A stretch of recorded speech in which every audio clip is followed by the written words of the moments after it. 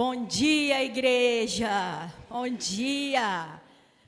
Nossa, tá todo mundo tão quietinho, né, irmãos?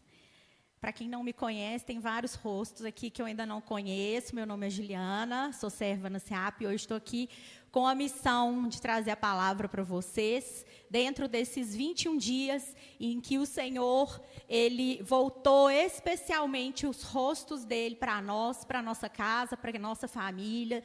Então, irmãos, não subestimem esses 21 dias, porque há uma unção liberada sobre nós, sobre a nossa igreja, há uma unção diferente, há um tempo diferente para o nosso lar.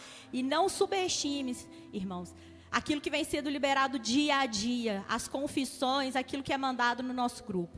E para hoje o Senhor também preparou uma palavra especial para nós. Ela está em 1 Samuel, capítulo 25. Quem achar aí, dá um glória a Deus para eu saber. Muito bem, irmãos. Estou ouvindo um pouco barulho de Bíblia mexendo aí, hein? Está na hora de a gente trazer a Bíblia para a igreja. Glória a Deus. Aleluia. Então, nós vamos com essa palavra, que é uma palavra forte, poderosa. E que o Senhor, em nome de Jesus, traga a revelação dessa palavra para a sua vida, irmãos. Nós vamos ler do versículo 2 até o versículo 13. E depois eu vou explicar um pouco dessa história para vocês. Então, vejam só. Havia um descendente de Caleb chamado Nabal, da cidade de Maom, que ganhava a vida na cidade de Carmelo. Ele era muito rico, tinha 3.000 ovelhas, 3.000 cabras. A sua mulher se chamava Abigail. Ela era bonita e inteligente, mas ele era mau e grosseiro. Nabal estava em Carmelo cortando a lã das suas ovelhas. E Davi, o rei Davi, aquele rei que nós conhecemos, ele estava no deserto e soube disso. Então enviou 10 rapazes a Carmelo com ordem de encontrarem a Nabal e o cumprimentarem em nome dele. Mandou que dissessem o seguinte: meu caro amigo, Davi lhe manda saudações, desejando tudo de bom para o Senhor, a sua família e tudo que é seu. Ele soube que o Senhor está cortando a lã das suas ovelhas e mandou-lhe contar que os seus pastores estiveram com a gente e nós não lhe fizemos nenhum mal. Durante o tempo em que estiveram em Carmelo, não roubamos nada do que era deles. Pergunte e eles lhe contarão. Davi pede para que o Senhor nos receba com amizade, porque viemos aqui num dia de festa. Assim, por favor, dê o que puder a nós, os seus criados e ao seu querido amigo Davi. Os homens de Davi foram e deram um recado a Nabal em nome de Davi. Então ficaram esperando e Nabal respondeu: Davi, filho de Jessé, quem é ele? Nunca ouvi falar nele. Hoje em dia há muitos escravos que fogem dos seus donos. O meu pão, a minha água e os animais que matei para dar aos meus empregados, eu não darei a homens que eu nem sei de onde vieram. Os homens de Davi voltaram e contaram o que Nabal tinha dito. Então Davi disse: ponham suas espadas nos cintos. E todos obedeceram. Davi também pegou a sua espada e saiu com mais ou menos 400 dos seus homens, enquanto 200 ficaram com a bagagem. Amém, irmãos? Então vamos orar para a gente receber essa palavra. Pai, em nome de Jesus, nessa manhã, Senhor, em que nós já liberamos o perdão sobre a nossa família, Pai, nós estamos prontos para receber do alimento espiritual que o Senhor tem para nós, Pai. Que nessa manhã eu diminua para que o Senhor cresça. Que essa palavra seja liberada conforme a Tua vontade e que os nossos entendimentos estejam abertos. Que o Espírito Santo, que traz o Espírito de revelação, fique em nosso meio, abrindo nossos olhos espirituais para que a gente veja além das circunstâncias naturais. Que Ele abra nossos ouvidos para que possamos ouvir a Tua voz, que Ele abra o nosso entendimento, que Ele quebre toda mentira do inimigo sobre nós, e que a Tua verdade seja revelada, para que nós possamos ser transformados e cheios do Teu Espírito, em nome de Jesus. Amém? Amém, irmão? Pode sentar no seu lugar. Então, esse é um capítulo Esse é um capítulo comprido, ele é um capítulo longo, que vai contar uma história que, na verdade, já vinha acontecendo. Eu tenho certeza que todo mundo aqui está lendo e estudando a Bíblia, né? Mas se você ainda não chegou nessa parte da história da Bíblia, o rei Davi, ele era perseguido por Saul, e naquele momento, ele não tinha mais para onde fugir, então ele vai para o meio do deserto de Parã. Saul queria matar Davi de qualquer forma. No capítulo anterior a esse, a gente vai ver que até Saul finge que fez as pazes com Davi, né? Mas Davi, muito esperto, continua refugiado no deserto. E Parã, ele é um deserto, como todo deserto, um deserto árido, um local muito seco. Mas Parã, quando a gente estuda ali a parte geográfica daquela região, a gente vê que é uma região muito perigosa, uma região muito desafiadora para quem estava ali, mas foi ali que Davi achou refúgio para ele. E então, durante uma temporada, o Davi com seu exército, mais ou menos 600 homens, eles então veem ali um rebanho com seus pastores, e eles vão dar cobertura para aqueles pastores, contra ladrões que seguiam no deserto, contra os próprios filisteus que eram inimigos ali, e Davi faz aquilo ali num gesto de muita humildade para cuidar daqueles pastores e daquele rebanho, mas também esperando que se chegasse o momento adequado, ele também pudesse receber ali a retribuição daquele favor que ele fez. E o que é que acontece? Sabendo certo dia Davi que Nabal, que era este homem muito, muito rico, né? Quando a Bíblia narra essa quantidade de ovelhas, de animais que Nabal tinha, a Bíblia está dizendo para nós que ele era um homem muito rico. E aí, quando Davi fica sabendo que aquele homem, então, estava tosqueando as suas ovelhas, ele manda esses 10 homens até Nabal e fala assim: meu irmão, um sinal de boa fé, me entrega qualquer coisa que você puder. Que pensa, ele estava no meio do deserto, ele estava sem provisão, ele estava com 600 homens, qualquer migalha que caísse ali para Davi, para o exército dele, resolvia. E Nabal, o significado do nome de Nabal significa vil, significa tolo. E Nabal, na sua tolice, ali na sua falta de sabedoria, ele vira para os homens que Davi mandou e falou assim: Davi, filho de Jessé, nunca nem ouvi falar, nem sei quem que é esse cara. E se eu estiver tosqueando as minhas ovelhas aqui, e se eu estiver matando meus animais, essa carne vai ficar para mim e para o meu povo. Vocês que se virem aí no deserto. E eu não sei vocês, né? Mas lá no escritório eu já fiz muito júri. E eu não sei se vocês já sabem quantas mortes acontecem por uma conversinha mal feita, né? Quantas mortes acontecem ali porque começa uma conversa mal educada, uma grosseria, mas naquele momento Nabal desperta a ira de Davi. Não é porque Nabal negou a Davi aquilo que Davi precisava, mas foi muito mais pela forma humilhante e pela forma sem inteligência que Nabal dá a resposta para aqueles homens. E Davi então pega 400 dos seus homens e fala o quê? Põe a sua espada na cintura, porque agora nós vamos matar todos os homens da casa de Nabal. Nós vamos matar toda a família de Nabal. Não vai sobrar ninguém por ali. E eis que surge essa personagem, e muito embora essa passagem ela fale sobre Abigail, que é uma mulher sábia, mas eu quero que os homens também considerem hoje essa sabedoria de Abigail. Porque eis que Abigail era mulher de Nabal, e um servo chega até Abigail e diz: olha o que o teu marido fez. Teu marido negou para Nabal negou para Davi aquilo que ele pediu, mas negou com grosseria. E Abigail rapidamente acha uma solução. Ela toma uma decisão, prepara ali uma provisão enorme para os homens de Davi, e de uma maneira muito discreta, ela vai até Davi, encontra Davi no caminho, e ela se humilha diante de Davi. Ela se prostra diante de Davi. A Bíblia vai contar ao longo do capítulo 25, que ela vai se prostrar diante do rei Davi, vai falar assim: olha, a culpa é minha, perdoa o meu marido. O meu marido é um tolo, ele é um insensato, a culpa é minha. Fui eu que não fiquei sabendo que os teus homens estiveram lá na minha casa, mas eu trouxe para o Senhor muito mais do que a provisão. Porque Abigail, naquele momento, ela abençoa Davi.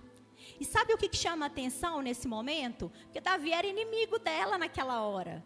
Davi estava indo matar, era a família dela, eram os filhos dela que Davi estavam indo matar. Mas ela, com a sabedoria de uma mulher que caminhava com Deus, ela assume aquela responsabilidade para si. E ela fala assim, ela fala para Davi, e eu acho muito bonito a forma como ela abençoa Davi, porque ela diz: escute-me, eu sou a culpada. Não dê atenção a Nabal, porque ele não vale nada. Mas foi o Senhor, diz Abigail, foi o Senhor Deus quem impediu que o Senhor se vingasse e matasse os seus inimigos. Agora eu juro pela vida do Senhor que todos os seus inimigos e todos os que querem prejudicá-lo serão castigados como Nabal. Senhor, ela diz a Davi, faça o favor de aceitar esse presente que trouxe e entregue aos seus homens. Perdoe, por favor, qualquer coisa errada que eu tenha feito. E o Senhor Deus fará que o Senhor seja rei e também os seus descendentes. Pois o Senhor está combatendo o combate dele. E o Senhor não vai fazer nenhum mal enquanto viver. Então vejam, Abigail não só entrega para Davi a provisão que ele precisava. Abigail contorna aquela situação que o tolo do marido dela tinha entrado. Mas ela ainda liberou uma bênção sobre Davi. Qual que foi a bênção? Nenhum inimigo te fará mal. E Davi estava fugindo de Saul no deserto, um dos grandes inimigos dele ao longo da Bíblia. Mas nenhum inimigo teu te fará mal, Davi. E o Senhor será rei. Quem é que consegue liberar essa bênção, sabendo que a espada da morte está sobre a família? Precisa ser uma pessoa muito sábia, não é? E Davi então escuta aquela mulher, ele enaltece aquela mulher, ele diz para aquela mulher, né, que ainda bem que ela foi até ele, que por causa disso, ele não cumpriria o plano de matar a família dela. E mais do que isso, aquela posição em que ela se coloca, convence também o exército de Davi. Porque o exército, aqueles 400 homens que estavam com Davi, também foram humilhados. Então ela não convence apenas aquele que será o rei, mas ela convence todo um exército a voltar, a retroceder, a mudar aquela história, a mudar aqueles planos. E ela volta para casa. Quando ela chega em casa, ela encontra Nabal dando um banquete de um rei. Mas ele não era um rei. Então, a Bíblia vai nos mostrar que além de tolo, de ingrato, ele era um ostentador. Ela vê que ele está bêbado, não consegue conversar com ele naquele momento, e com muita sabedoria ela deixa então para o dia seguinte, quando ele já está lúcido. E quando ele está lúcido, ela fala para ele: Nabal, você não sabe que ontem quase todos vocês homens dessa casa foram mortos.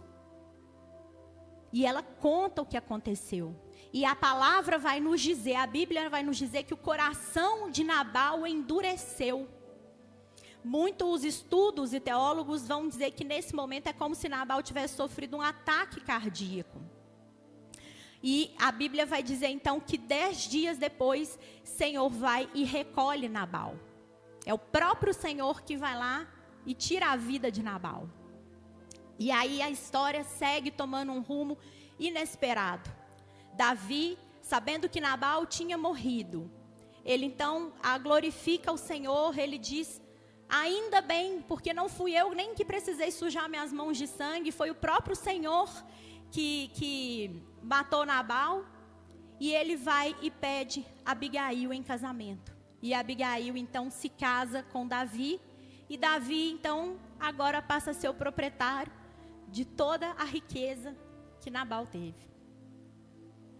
Então vejam, irmãos, essa é uma história muito complexa, porque a gente podia ter uma manhã, a professora Valéria está aqui, né, professora, podia dizer para a gente aqui quanto tempo a gente podia ficar estudando só esse capítulo aqui da Bíblia, porque são tantos ensinamentos que essa palavra tem para nós. Mas aqui, para a manhã de hoje, o Senhor traz uma palavra que fala sobre a diferença entre a sabedoria e a insensatez. Esse era um casal que tinha tudo para dar certo. Esta era uma união que tinha tudo para dar certo. Porque a Bíblia vai dizer que Nabal era descendente de Caleb. E Caleb era um dos homens que herdou o reino de Deus. Então significa que ele vinha de uma boa família, mas vir de uma boa família não garantiu àquele homem a sabedoria, o amor, a caridade que a família trazia consigo. Quem de nós, nas nossas famílias, não vai ter uma raiz podre que vai trazer prejuízo para nós? Quem da nossa família não vai seguir como a ovelha negra? Na minha família tem, na de você se não tiver, então é o milagre do Senhor Jesus. E de outro lado, a Bíblia vai dizer que Abigail era uma mulher inteligente e formosa. Veja, antes de ser bonita, ela era inteligente. Se esses dois tivessem se unido em sabedoria e formassem uma só carne verdadeiramente, eles iam formar um time, irmãos, que ninguém ia vencer. Ninguém vence um casal que se une em busca de sabedoria. E veja, irmãos, aqui tem um ponto que a gente precisa chamar para a vida real, que ninguém é Nabal o tempo inteiro e ninguém é Abigail o tempo inteiro. Pode ser que eu até possa ser uma mulher sábia, mas eu também vou ter momentos de tolice. E pode ser que meu marido também seja um homem sábio e inteligente e também tenha momentos de tolice. Mas a Bíblia nos chama a olhar a vida a partir de uma perspectiva, de um posicionamento de sabedoria.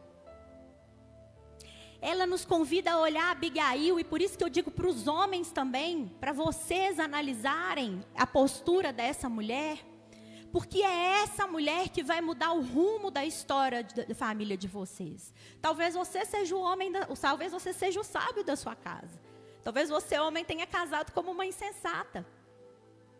E talvez seja você que vai ter que conduzir o fio dessa história para que a sua casa, a sua família não pereça. O fato aqui é que essa relação, ela era formada por um homem tolo, por um homem vil, um homem que não tinha sabedoria. Ele era um homem ostentador, significa que ele se preocupava mais em ostentar para as pessoas que estavam em volta dele, do que promover caridade. E eu pergunto para vocês, quando vocês estão andando na rua, e vem um irmão na rua pedindo dinheiro, quantas vezes a gente não vira a cara para aquele irmão? Porque se eu der dinheiro para ele, ele vai fazer o quê?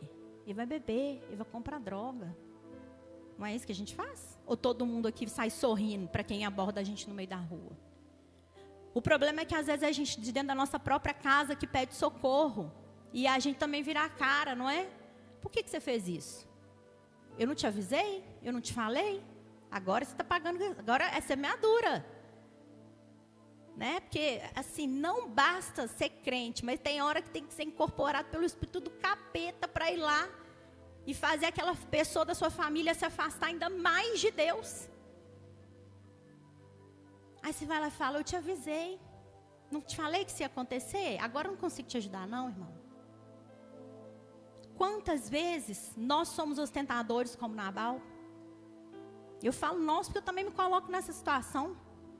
Essa palavra eu acho que desde que a Jéssica me falou que era essa palavra, eu fiquei ruminando essa palavra todos os dias da minha vida, porque tinha horas que eu achava que eu tinha sabedoria, tinha horas que eu achava que eu tinha ali uma burrice dentro de mim. Ontem mesmo eu estava com meu marido no lugar, aí ele olhou para mim e falou assim, você viu a resposta que você deu na pessoa ali? E eu diante do Senhor, irmãos, eu não tinha visto a resposta que eu tinha dado, não. Mas saiu da minha boca. E eu não tinha nem chance mais de pedir desculpa para aquela pessoa. Mas quanto tempo da minha vida não passei sendo como Nabal? Nabal era um beberrão. E aqui a gente tem um outro fator, irmãos. O problema não é que ele bebia ocasionalmente, Mas ele era um beberrão, porque Abigail chegou em casa e não conseguiu conversar com ele sobre o que tinha acontecido. E esse é um fator que a gente precisa trazer um olhar muito pessoal para isso. Eu tive estudando, porque eu gosto muito da fonte vozes da minha cabeça, mas aqui quando eu estou no altar eu não posso usar essas fontes vozes da minha cabeça, então eu tenho que buscar referência, Tem vários estudos científicos que falam dos impactos da bebida alcoólica na família, e não necessariamente de uma adicção. Quer dizer, os estudos não estão falando necessariamente de alguém que é alcoólatra, mas os estudos falam que onde entra bebida, existem evidências científicas e sociais, estatísticas, que demonstram que o consumo de bebida alcoólica altera o comportamento do indivíduo, independente da quantidade consumida, gerando um aumento da violência doméstica, a instabilidade financeira, o aumento do divórcio, traumas psicológicos em parceiros e filhos. E tem mais: se você carrega em você o gene do alcoolismo, e se você bebe, a chance do seu filho desenvolver, através da observação do seu comportamento, o alcoolismo também, ele aumenta em 80%.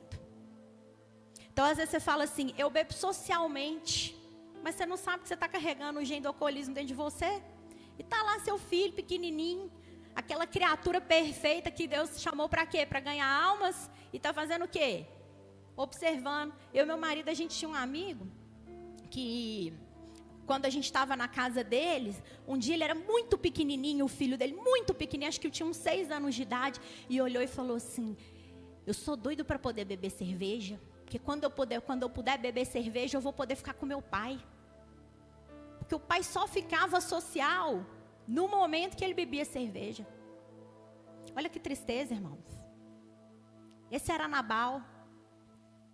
E a pior característica de Nabal, penso eu, era a ingratidão.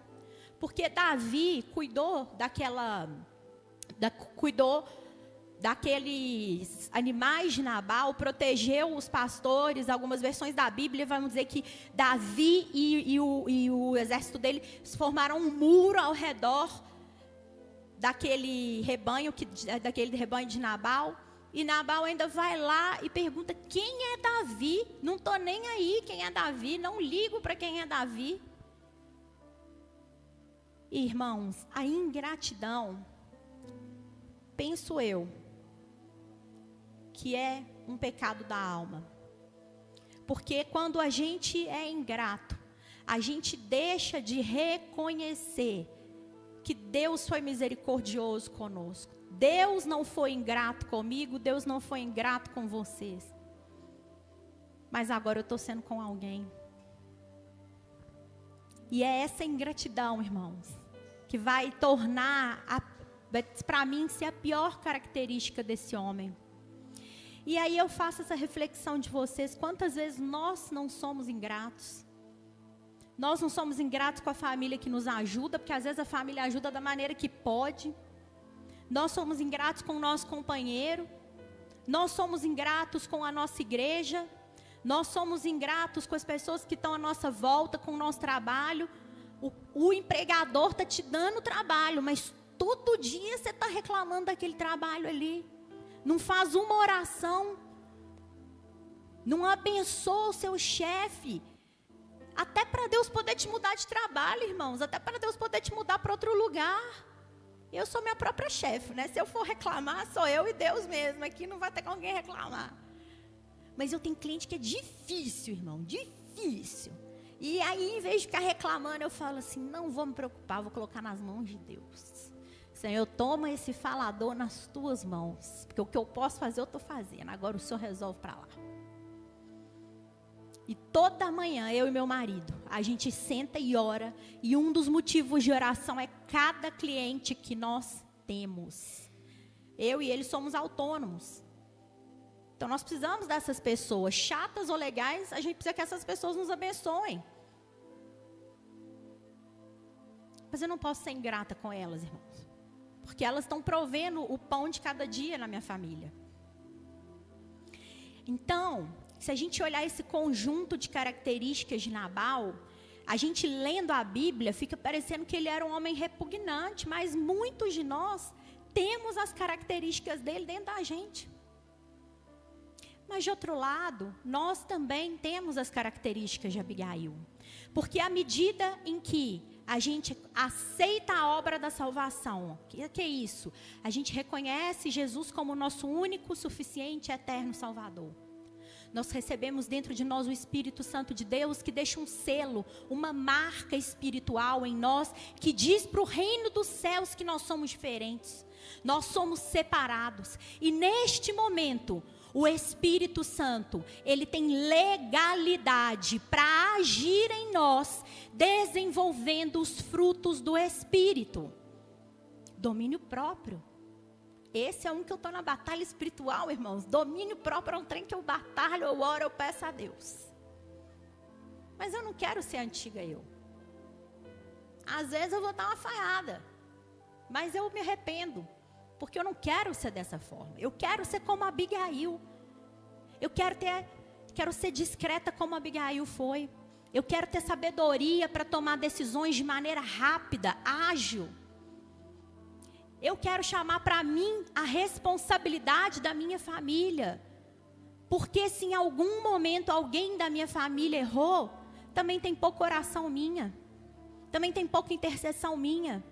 Talvez a minha postura esteja incentivando naquela pessoa da minha casa uma brutalidade, uma rudez, uma rispidez. Que eu não estou falando de violência doméstica não, viu, irmãos? Estou falando que às vezes a gente também é tão mal educado, tão grosseiro com alguém da nossa casa, que a pessoa entra na defensiva. E responde também na defensiva. Mas como Abigail, eu quero ser acessível, para que quando o servo chegue trazendo um problema, eu tenha ouvidos para ouvir aquilo que ele está dizendo, eu não ignore aquela pessoa. Eu quero que Deus me dê sabedoria para eu tomar uma providência antes da tragédia. Eu quero ter as palavras certas para amolecer o coração daquele que até então é o meu inimigo. O diabo nunca vai deixar de ser o meu inimigo, irmãos. Nem o inimigo de vocês. Aliás, a Bíblia diz para nós que ele anda como um leão ao nosso redor. Ele anda procurando as brechas da nossa vida para poder entrar e atacar. Então, se a gente também não começa a se revestir dessa unção de Abigail, de sabedoria, de querer transformação, de cuidar da nossa família, essas brechas vão aumentando. Então, o diabo vai tendo mais espaço para agir na nossa vida. Que eu tenha a humildade de Abigail, para que quando o problema chegar, eu consiga me prostrar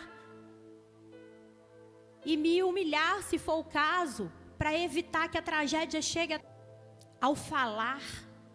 Para que quando o meu interlocutor, quer dizer, quando aquela pessoa que está recebendo a minha mensagem me ouça, os ouvidos dela estejam abertos com amor para o que eu estou falando.